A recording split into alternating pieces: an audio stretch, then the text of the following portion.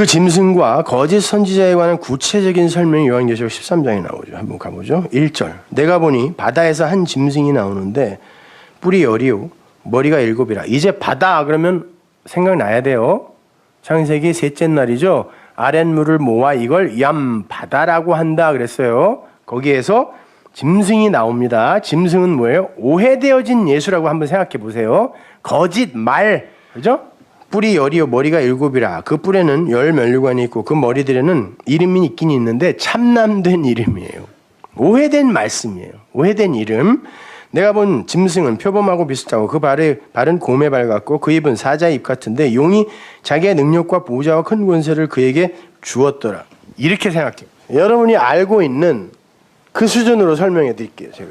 여러분은 성부, 성자, 성령을 알고 계시죠? 그럼 이게 오해되면 계시록에서 뭐라고 부르냐면 용, 짐승, 바다, 짐승, 역시 짐승인데 땅 짐승. 이거 뭐 같은 거예요. 성령은 이성자를 설명해 주는 분이니까. 그죠? 지금 요거를 여러분이 이렇게 대조하여 한번 이해를 한번 해보시란 말이에요.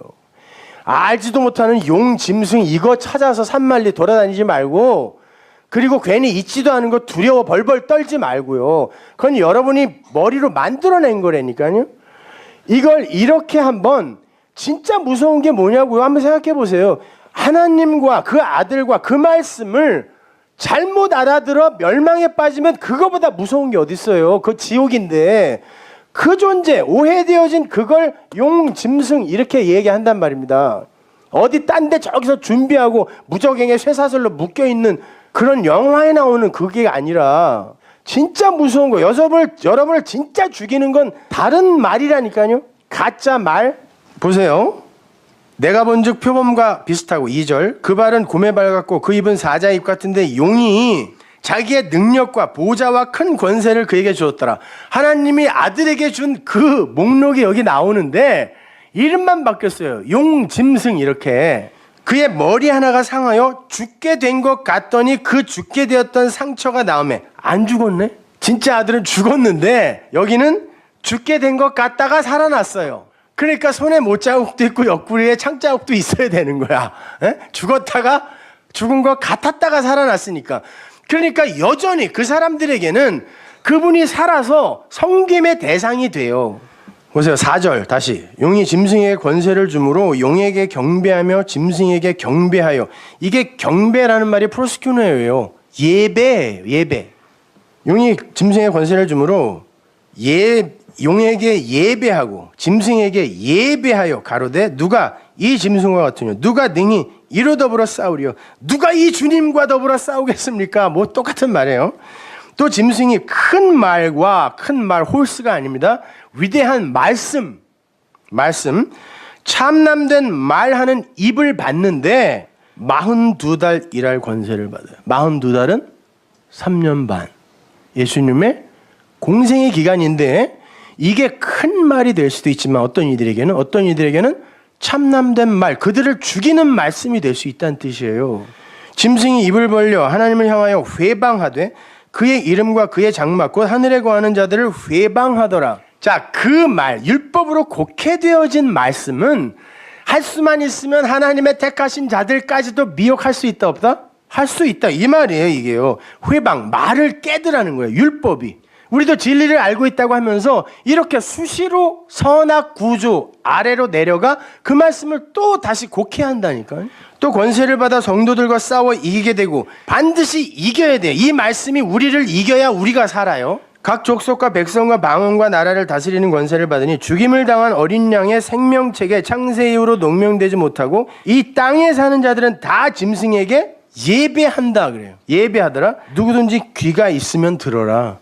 아무도 못 알아듣는 얘기. 귀가 있으면 들어라 라는 말은 귀 있는 자가 있다는 말이 아니라 내가 들려주지 않으면 이 땅에서는 알아들을 수 있는 사람 하나도 없다 이런 말이에요. 사로잡는 자는 사로잡힐 것이요 칼로 죽이는 자는 자기도 마땅히 칼에 죽이리니. 칼은 말씀이죠. 사로잡히는 자가 있어요. 말씀에. 그리고 그게 칼이 되어 죽는 자가 있다는 거죠. 인내와 믿음이, 성도들의 인내와 믿음이 여기 있느니라. 그걸 그대로 같이 그 기간을 살아야 되니까 그걸 인내라 그래요. 내가 보매 또 다른 짐승이 땅에서 이제 올라와요. 같은 거예요. 근데 새끼 양 같고 그러는데 새끼 양이 이게 어린 양과 똑같은 단어예요. 어린 양. 우리 예수님은 어린 양이라고 그러잖아요. 근데 차마 그렇게 번역을 못 하겠는 거라. 그러니까 새끼 양 이렇게 하는 거죠.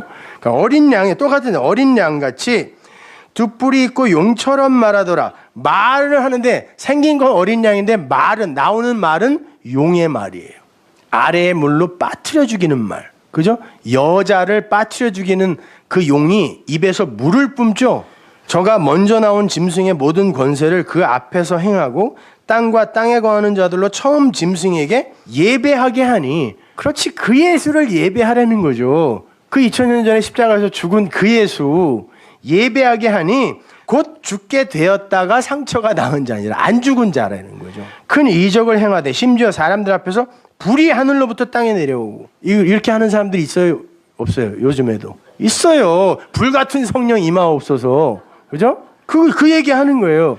짐승 앞에서 받은 바 이적을 행함으로 땅에 거하는 자들을 미혹하여, 땅은 하늘과 반대되는 개념입니다. 선택 밖의 자들. 미혹하여 땅에 거하는 자들이 이르기를 칼에 상하였다가요. 죽었다가가 아니에요. 상하였다가 여전히 살아나 있는 그 짐승을 위하여 뭘 만들어? 우상 만들어. 십자가에 매달아 놓으라는 거예요. 그리고 그거 섬기게 하라는 거예요. 안 죽었다니까. 저가 권세를 받아 그 짐승의 우상에게 생기를 주어 그 짐승의 우상으로 말하게 하고 또 짐승의 우상에게 경배하지 예배하지 아니하는 자는 몇이든지 다 죽이게 하더라. 저가 모든 자 곧 작은 자나 큰 자나 부자나 빈궁한 자나 자유한 자나 종들로 그 오른손에나 이마에 표를 받게 하고. 오른손과 이마에 표를 받게 하는 건 뭐죠? 신명기 6장 4절 이하의 쉐마. 그죠? 이스라엘 백성들이 지금도 절기 때마다 외우는 게 신명기 6장 4절 이하예요. 쉐마. 뭐예요? 너희는 이 말씀을 마음에 새기고 너희 이마와 손에 새겨라 그러죠. 근데 전제가 뭐냐면 마음에 새기는 게 이마와 손에 새기는 거야. 그런데 요즘도 유대인들은 어디에 뭐라 그래요? 경문이라 그러죠. 지각 같은 거 만들어서 여기와 여기에 붙이고 다녀요. 그래서 차는 경문을 크게 만들어서 나는 말씀을 더 많이 갖고 있다 라고 하고 다녔어요. 예수님 시대에도. 그래서 예수님이 그러는 거예요. 니들은 차는 경문과 옷술만 크게 하는구나. 언제 하나님이 그거 차고 다니라 그랬냐? 이게 율법주의죠. 그 표를 그대로 받고 있는 게 이 사람들인 거예요. 이마와 손에 표를 받았는데 율법으로 그 말씀을 받아 여기에다 그냥 붙이고 다니는 거예요. 율법으로요. 누구든지 이 표를 가진 자 외에는 매매를 못하게 하니, 장사를 못한다는 게 아니라 그들끼리만 소통한다는 거예요. 진리를 아는 자들하고는 소통이 안 된다는 뜻이에요. 베리칩 이런 개벽달 같은 소리는 믿지도 마세요. 무슨 그 안에 뭐 모든 정보를 다 넣고 뭐 크레딧 카드까지 넣어서 이거 없으면 매매도 못하고 그런 거 준다 그러면 제일 먼저 가서 받으세요. 편하게. 누가 그걸 조종하냐고요. 말도 안 되는 소리들을 하고 앉아있어요. 지가 마귀인데 누가 누구를 조종하냐고요. 내가 그 진리 이해 못하면 내가 다이모니온, 마귀라니까요. 내가. 매매를 못하게 하니 이 표는 곧 짐승의 이름이나 짐승의 말씀이라는 거예요. 오해되어진 예수의 말, 성경 말, 그 이름의 수라. 숫자라는 건 항상 뭔가를 말하는 거였어요.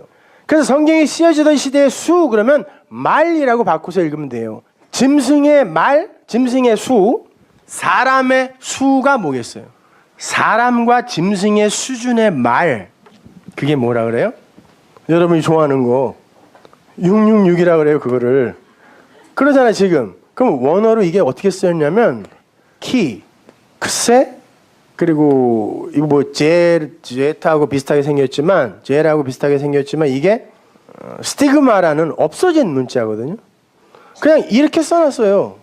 그리고는 이걸 666으로 읽는데 원문에는 그냥 이렇게 덜렁 이렇게만 써놨다니까요. 그리고 사람의 말, 짐승의 말, 그 수를 세어보라라는 말이 만져보라라는 말이에요. 근데 그래놓고 이 단어는요, 이 문자들은 히브리 사람들이 뱀의 형상을 본따서 만든 글자들이에요. 뭐라 그러는 거예요? 너희들이 그의 수를, 그 율법, 그 육체로 알아버리면 한번 만져봐라. 그게 뱀이야. 이런 말이에요. 그리고 이것이 바로 하나님 777의 흉내는 비슷하게 내지만 거기에 절대 그 완성에 도달하지 못하는 가짜 말인 거야. 이런 말이에요. 666도 생긴 게 다 뱀이네. 이 문자들이 그래요. 원래 뱀이라는 단어가 애굽에서 상형 문자에서 나온 거니까 이렇게 썼다니까요. 울타리 안에 갇혀 있는 완성. 그래서 이게 밖으로 나오면 이게 크리스토스가 되는 거예요. 그리스도. 근데 이게 이해되어지지 않으면, 올바로 진리로 이해되어지지 않으면 뱀인 거예요. 뱀. 그러니까 말씀을 통해서 우리가 배울 수 있는 유일한 것, 그건 우리가 얼마나 하나님 앞에서 무력한 존재이며 그분은 왜 우리에게 당신의 생명만을 충만히 부어 우리를 살릴 수밖에 없는 것인지를 제대로 알아 그분을 찬송하는 거예요. 그게 말씀의 목적이에요. 그 마지막 절에서 지혜가 여기 있으니 총명이 있는 자는 그러죠. 그게 깨달은 자는 그런 거예요. 깨달은 자는 한번 그들의 말씀 한번 만져봐. 그게 뱀이야.